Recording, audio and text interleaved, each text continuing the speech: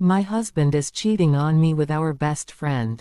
I recently found out that my husband, 42, is cheating on me with our married best friend 32F.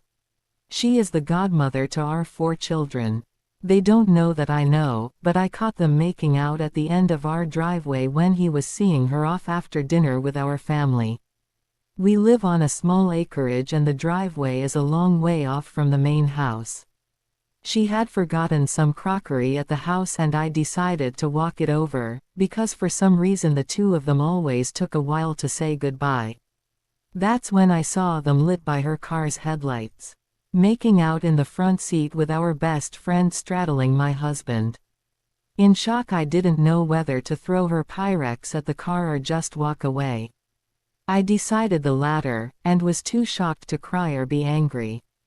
When my husband got back, I had to pretend like everything was normal. I know that it's stupid, but I couldn't sleep that night and decided to go through his phone. She was obviously under a pseudonym, but I found a handful of their messages dating 2 or 3 years. Her husband doesn't know, he's currently posted overseas as a diplomat. I'm sick with rage and betrayal. I'm lost and have no idea what steps to take next. Edit. I want to know too if her husband has any suspicions without telling him. There are a lot of messages exchanged between them, pictures have been deleted but I'm assuming they were nudes. My husband tried to bury their conversation in archives but I found it and there's enough there for me to be able to screenshot when I have another chance. He's conveniently got a work trip on Friday. I'll ask my now ex-best friend if she's available. If she's not, I think I might know why. But need hard proof. Update. Whoa, didn't expect this much support. It's really overwhelming. Just to clarify a few things, this is a private account I created just for this post, away from my usual account because I was scared it would be traced back to me. I want to remain anonymous as much as I can. I don't live in the US, but in Australia.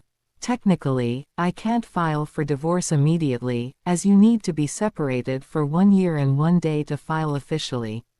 My now ex-best friend just recently returned to the country after being posted with her husband overseas. The dinner was to welcome her home, and what a welcome. There's some comments here about the headlights illuminating them. Sorry, I meant overhead lights. As to what I'm going to do now, a part of me just wants to confront my husband, see what lame excuse he has. But I need to get away from him. This level of betrayal physically hurts.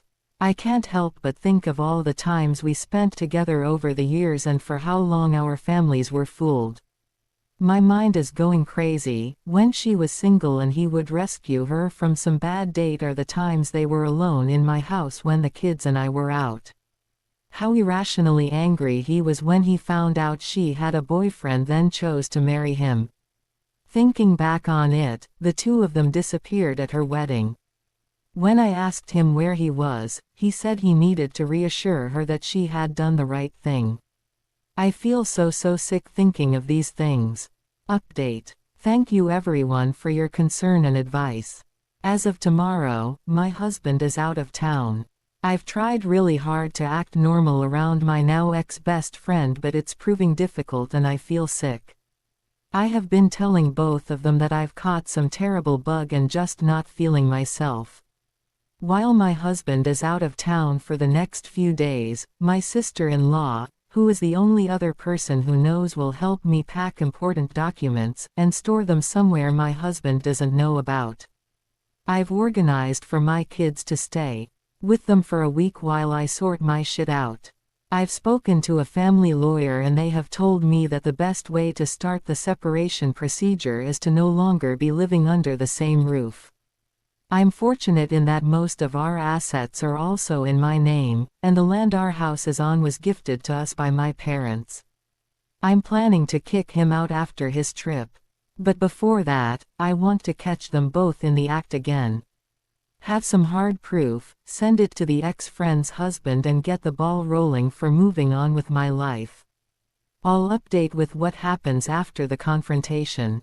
Final update. My husband came home 2 nights ago from his trip.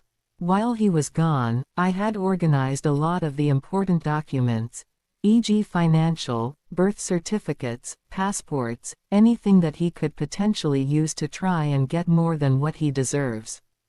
They are now safely stored and my kids have been staying with their aunt and uncle for the past few days. I had packed all my husband's things and he has been really good at keeping his tracks clean because there was no evidence of his affair within his stuff. I placed all his belongings in the garage ready for the confrontation with him. I was super nervous because I wasn't sure if I was making the right decision. Once he came home, I remembered seeing him kissing our best friend. I remembered the deep hurt they had caused. I was in our kitchen when he came home and he knew straight away something was wrong. During that week I had been distant and had barely answered his texts and screened his calls. I did answer every now and again and gave the kids a chance to speak to their dad. He asked me why I hadn't been responding to his texts and he tried to kiss me, but I turned away and before I knew, the first things that came out of my mouth were, "I want a separation." I have to admit that he didn't look very surprised when I said it. He nodded his head and said, "What do you know?" Which was just a punch in the gut, because I wanted him to deny it, or say something like it was a one-time thing. I asked him to tell me everything, like when did it start? And he said they started about 10 years ago. At first it was flirtatious messaging and a sneaky kiss in the office when they briefly worked together, and the affair was on and off. She apparently always felt guilty and her way out of that was to marry the next man that was interested in her and proposed. He admitted that they had sex on her wedding day, and when he is out of town they meet. At this point I couldn't breathe and I was sobbing. I hated that the next words out of my mouth was, "Did you even ever love me?" He hesitated and said yes of course but he was never in love with me the way he was with her. I cleared my throat and had said to him that he should tell her husband. There is no point hiding it anymore. I told him that all his stuff was in the garage and he can find somewhere else to stay. I let him know that I have spoken to a family lawyer and I told him that when I feel ready and only when I feel ready will we see each other again and talk about the future arrangement with the kids. I said any further communication can be done through my sister-in-law or my brother. I said, he is allowed to see the kids but only at their place. I am of course wanting full custody of the children, because it hurts too much to give him anything at this point. He agreed to all my points because he knew he was in the wrong. He tried to say sorry and then I absolutely lost my shit and screamed, "No fucking way you are sorry, for 10 fucking years you have both deceived everyone we know.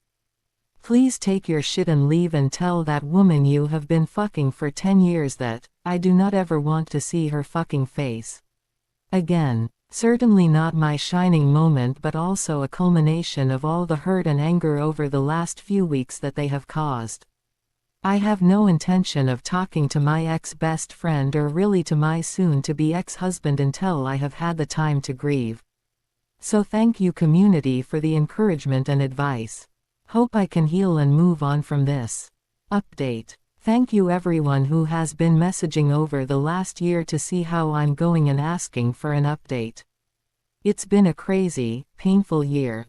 But our divorce has been finalized.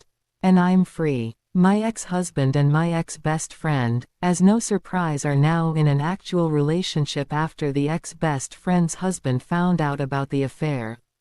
He divorced her, and since then, we have met up for coffee to check in on each other and our mental health. He's been great sending encouraging messages and he lives overseas and from his Facebook updates, has started dating again. So I'm very happy for him. The legal and custody battles had been fairly stressful, but the ex-husband agreed to all my terms. The custody of the children was the only thing he really fought for. I have custody of the kids and he sees them on the weekends. The kids including myself have all been going to therapy separately. My ex-husband wants to see them more and during school break, the kids have the choice to stay with him or me. They have been good about it and stay with him for a week or so and then back to their mummy. Apart from necessary conversation, I steer away from my ex-husband and the ex-best friend. It still hurts so much and I understand that it will take some time to heal. But I am letting go, because I don't want them to have that level of influence over my life. I decided to sell the property we were living in and move closer to family and friends because, as you know, it takes a village. And I have been extremely grateful for the support I have received over the last year. I'm tearing up just as I'm writing this, knowing that I couldn't go through all of this without my loved ones. And for myself, I am happy overall, still a work in progress but grateful for life. The kids and myself have been enjoying life, and when we have the time and the money we are trying to take little trips here and there, so the traumatic events of the divorce doesn't linger and can be replaced by good memories. Memories where they spent road trips and adventures with their mum. Once again, thank you to everyone who has supported me, whether through messages or just by caring enough to check in. It means the world. Thank you. If you like the story, don't forget to leave a comment and support the channel by subscribing. See you in the next story.